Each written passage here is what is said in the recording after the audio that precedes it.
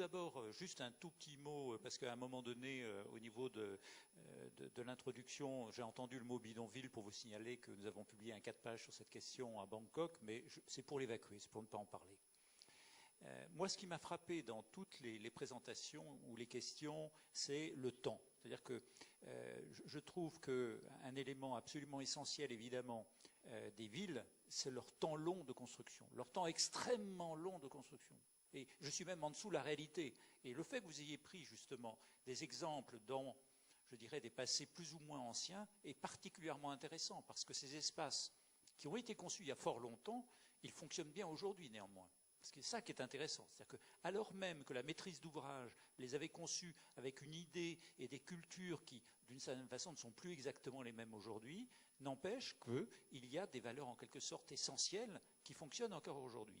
Et donc cet aspect de temps long est quelque chose qui, pour moi, est un élément qu'on ne travaille jamais assez. Alors ça, au PUCA, on a effectivement cette manie de dire il faut absolument regarder ce temps long. Et ce temps long par rapport à quoi? Parce qu'évidemment, ce n'est pas des pierres tout ça. Ce sont des hommes qui vivent effectivement dans des lieux. Et vous avez fait d'ailleurs la référence effectivement les uns ou les autres aux hommes, alors que Olivier aussi a parlé de la cuisinière dans la cuisine. Ben oui, mais c'est pour faire de la cuisine. Donc c'est pas un objet. C'est en fait quelque chose qui remplit une fonction, une utilité. Donc, de ce point de vue, cette idée et les places, c'est pareil. On voit bien qu'une place qui est conçue comme ça, dans l'abstrait, et pas pour des personnes, ça ne peut pas fonctionner. Et d'ailleurs, il y a un moment donné, je crois, je ne sais plus qui a dit, que trop de vide ou trop d'espace tuait l'espace. Enfin, ce n'est pas dit comme ça, mais ça revient à ça. Et c'est tout à fait vrai.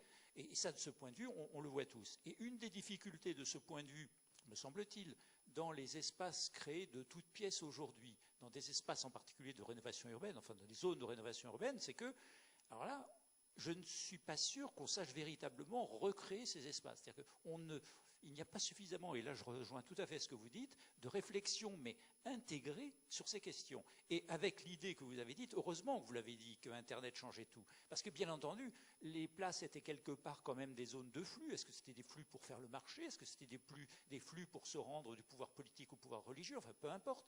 Mais évidemment, Internet change complètement ces flux.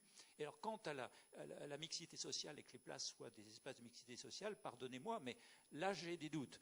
Et effectivement, quand on voit même des espaces qui ont l'air de fonctionner d'une certaine façon, dire que c'est des mixités sociales, il y a des mixités, certes, des gens différents, effectivement, qui s'y côtoient.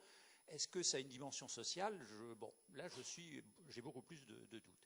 Et une dernière chose que je voudrais dire, c'est que nous avions mené un programme de recherche dans le cadre de POPSU, plateforme d'observation des projets et stratégies urbaines, justement sur les espaces urbains dans différents pays européens. Et dans le cas français, c'était Paris était venu avec sa place de la République. Donc la place de la République est une des places récemment retravaillées. Bon. Nous allons voir comment cette place fonctionne, parce que c'est ça qui est intéressant. Ce n'est pas de la voir sur des photos, ce n'est pas de la voir en film, ça n'a aucune espèce d'intérêt. Mais comment cet espace qui est quand même extraordinairement grand, dans lequel finalement une des interventions clés a été de modifier les flux, justement, mais des flux de voitures qui ont été modifiés, mais qu'est-ce que ça veut dire par derrière? Et est-ce qu'il y a vraiment eu une conception globale? Et juste dernier mot, ce que vous avez dit, monsieur, sur l'importance d'une conception multi-acteurs, multi-savoir, c'est quelque chose qui me paraît vrai dans tous les domaines aujourd'hui.